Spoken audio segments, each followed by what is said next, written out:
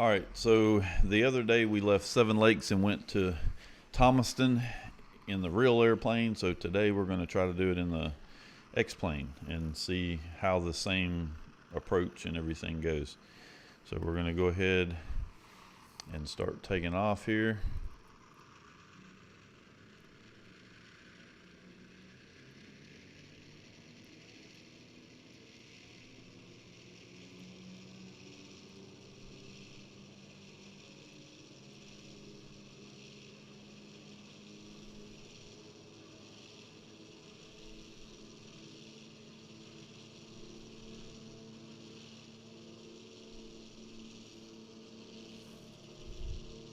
Gear up.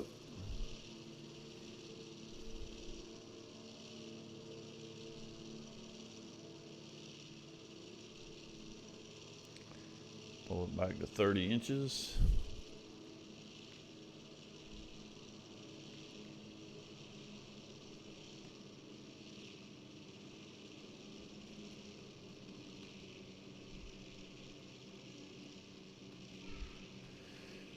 Alright. And we'll get us turned over here on course. And we're going to climb up to 3,000 feet. Now at the moment this thing is climbing at over 120 miles an hour and over 1,000 foot a minute, which if you go back and look at the real airplane, it's nowhere close to that kind of climb speed. So this is not very realistic in that sense.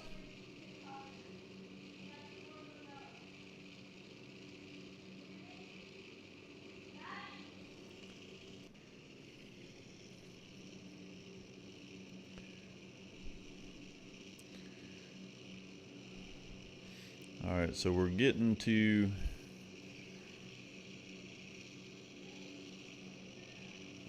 over here to our course to Thomaston. So now what we're going to do is we're at 3,000 feet. So I'm going to go ahead and pull back to about 22 or so. And then we're going to pull our props back to 19. And we're going to trim this thing down a little bit.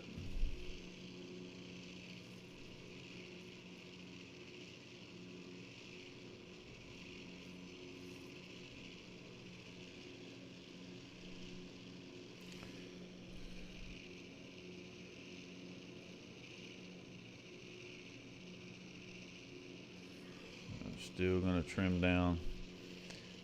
So the one thing about the simulator versus the real airplane is my trim takes a lot more input to get to where I can get the thing trimmed, where in the real airplane a quarter of an inch or an inch of movement on my trim tab makes all the difference in the world. So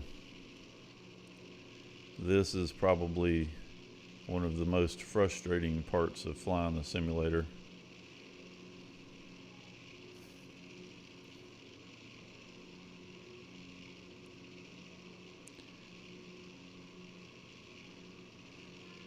So we're close to what we want to do. So what we're going to do now is we're going to go ahead and load in our procedure. So we're going to select an approach. And we're going to shoot the same approach that we shot the other day, which is RNAV. We're going to shoot it in from Hutzer. And then we're going to activate it. We'll go back over to our map. All right, so right now the airplane is wanting to turn constantly to the left, and I've already hit the aileron trim a number of times. Now it's decided with 3 clicks that it wants to start going in the other direction. So now now I've done 2 clicks back in the direction to the right, but you'll notice it's still going to the left. So now technically I went 3 to the left and now I've gone 3 back to the right. So we ought to be back in a right-hand turn, but it's back in it's continuing to turn very drastically to the left. So now I'm one more click to the right, and that's not too bad. So now what we're going to do is, I'm on ForeFlight over here. I'm going to edit this. We're going to go to procedure. I'm going to go to an approach. We're going to go RNAV 3.0 from Hutzer, and then we're going to add that to route. So now we are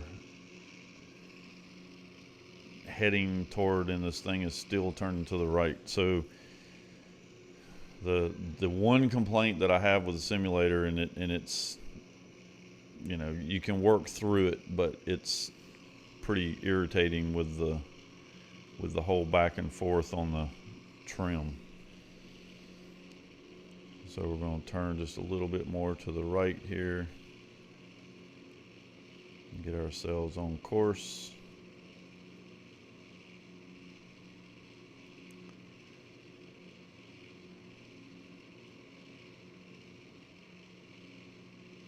So we're headed to Hutzer.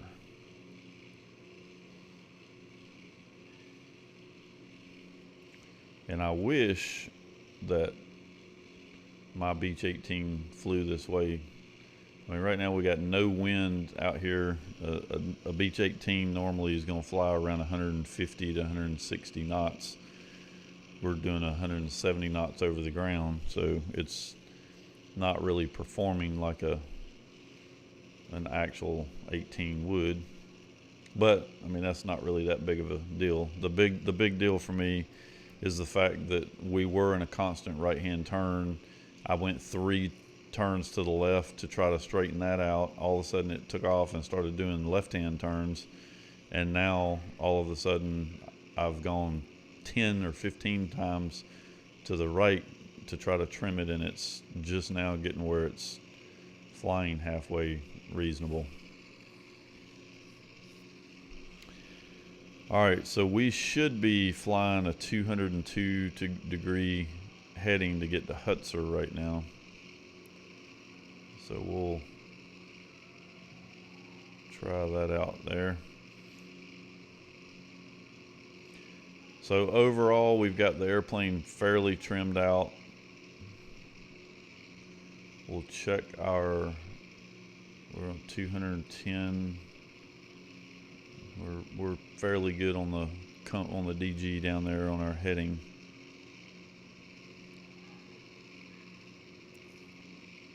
So we're going to go ahead and flip on our synthetic vision over here on the iPad. And now it looks like we're back into having a right-hand turning tendency. So I'm going to go 1-2 clicks to the left.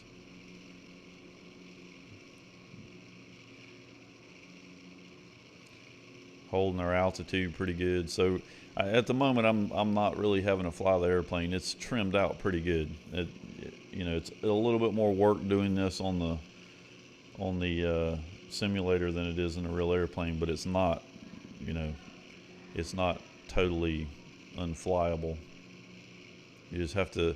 The trick with the simulator is you got to be very, very smooth and very tiny on your inputs on the stick. Now your trim, you got to have massive inputs on your trim, but the yoke seems to be, you know, fairly sensitive. So we're holding our altitude good. We're almost to Hutzer. 3 more miles to Hutzer. Looks like we need to get to the left a little bit. I'm going to go ahead and put this guy, if I can get it to work here. I'll put this, actually it was already on 3.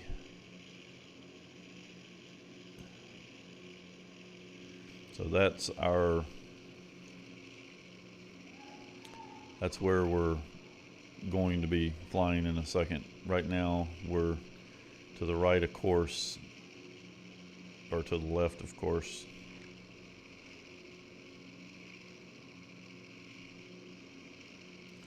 Alright, so we're at Hutzer. So now what we're going to do is we're going to pull this thing back to about 20 inches of manifold, and we're going to leave our RPM about where it's at.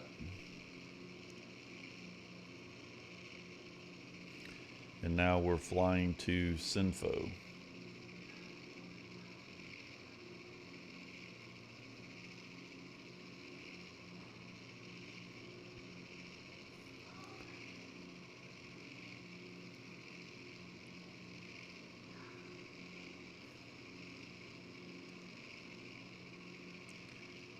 So we're losing altitude now, which we really should have because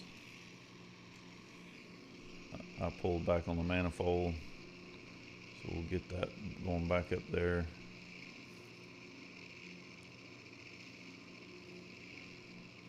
All right, and then when I don't know if the simulator is actually going to tell me when to turn or not, so we'll just have to kind of keep track of that. I'm going to go ahead and zoom in, or actually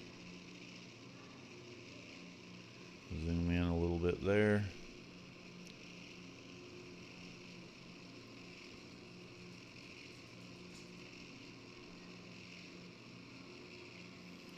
And you'll also notice that our airspeed in the airplane right now is over 160 miles an hour, which in the real airplane with 20 inches of manifold pressure and 1900 RPM, we were more like, all right, so we're gonna hold here. So we're gonna go ahead and start our turn.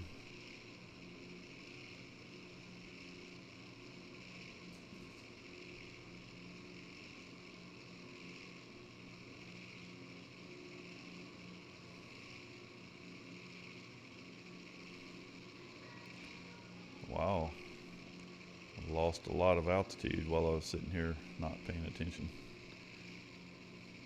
But we can gain it back rather rapidly, 3,000 foot per minute ascent. And just to kind of reinforce that a little bit, I really haven't touched the stick. So this thing did all that on its own just by it thinking that we were barely out of trim. And that's why I say if you can shoot an approach in the simulator, then you can definitely shoot it in the real airplane, because things get out of whack really, really quick here.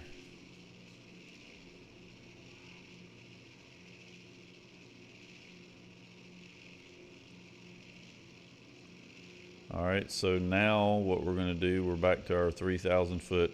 So now what we're going to do is we're going to turn to the left here and try to hold our altitude, and we're going to go back to Sinfo.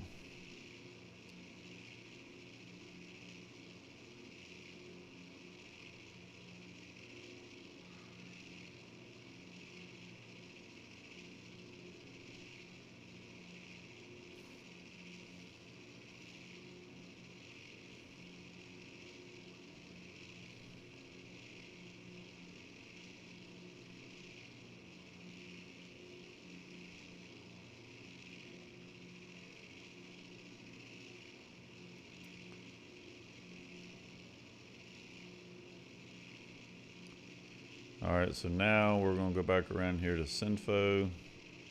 We got to watch and see, now we're in a 2,000 foot ascent just from rolling out of a turn. So now we got to go, and so I've let go of the stick. I wasn't pulling back on the stick, but we were in a 2,000 foot ascent. Now I've let go of the stick, and we're in a 1,000 foot descent. And I've been trimming up on this thing since I pulled the power back. So now we're level, and now we're going in an ascent again. We're still ascending. Still ascending. So so now I've trimmed 2 clicks forward. And now we're 500 foot. And we're still turning to the left. So 2 clicks to the right.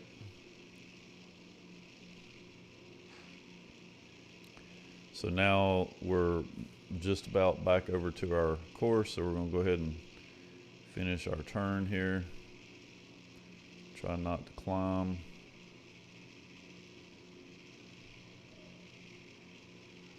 All right, and so now we're going to roll out on our 3-0 heading.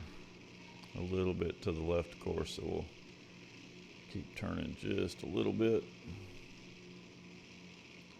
Get just past it so we can pull that back in. All right, and so now what we got to do is we've got to get, so we're past Sinfo, so I'm going to pull back to about 15 inches. This should start us on a descent.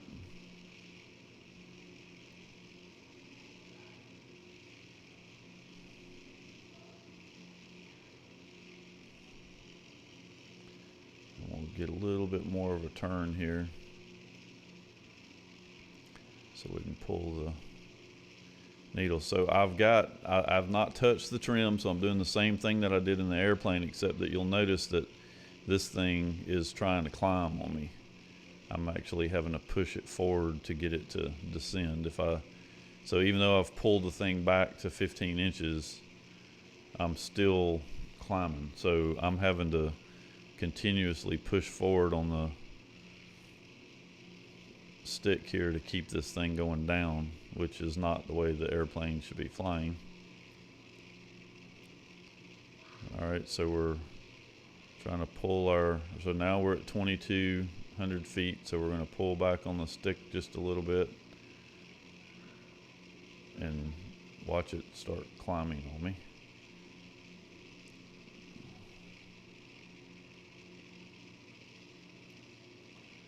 So we're pulling the localizer in. Our glide slope is starting to come in. And we're descending again. This is where everything gets crazy. So we got to go back up to 2,200 feet. Keep it coming up to 22.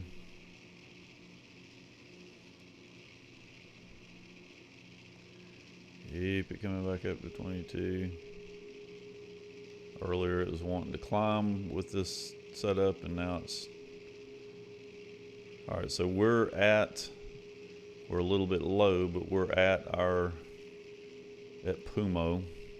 We're also getting out of whack over here, so I need to get back over.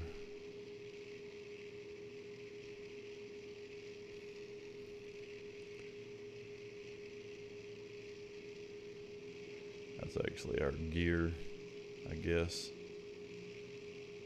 So our glide slope is still not coming in yet, and we've already passed Pumo, so there it comes.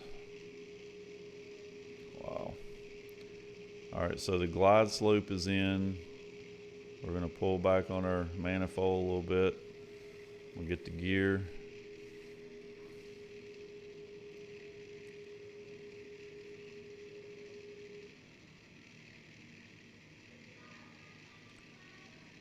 Got the gear. We're a little bit slow.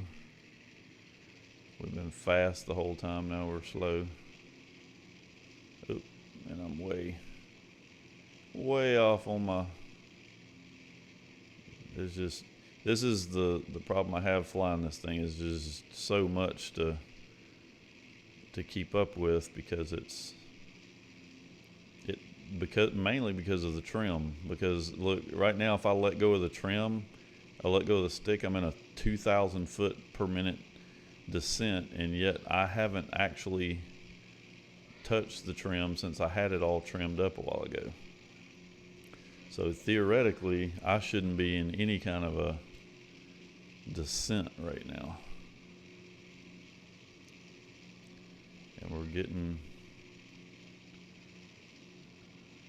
I mean, the one good thing about it is you can catch your glide slope really quick in this thing, because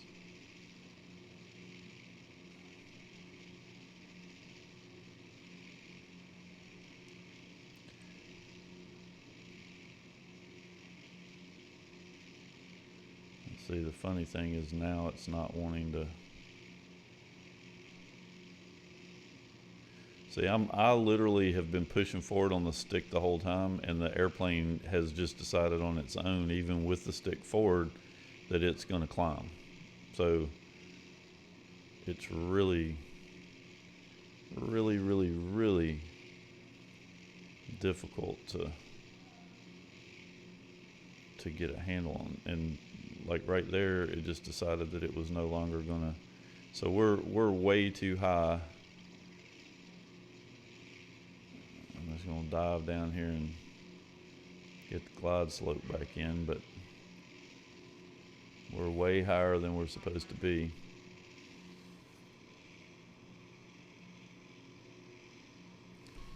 And you can see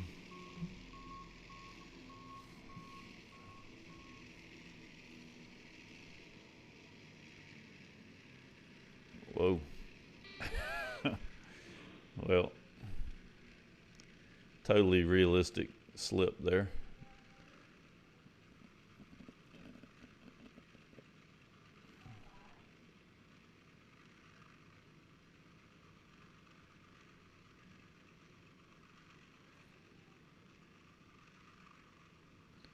I don't even know why this thing's still flying. It's got no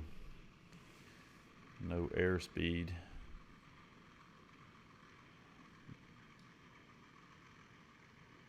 But anyway, that was the same approach in the actual airplane compared to the real thing. So it'll take a little bit more practice to get better at doing the simulator. But I do think that if XPlane can get the trim working better, I think it's pretty close to being able to at least get some practice in, because if you can fly the simulator and keep it on target, which I did a really crappy job on that one, but if you can keep it going where you want it, it's actually makes flying the airplane a lot easier.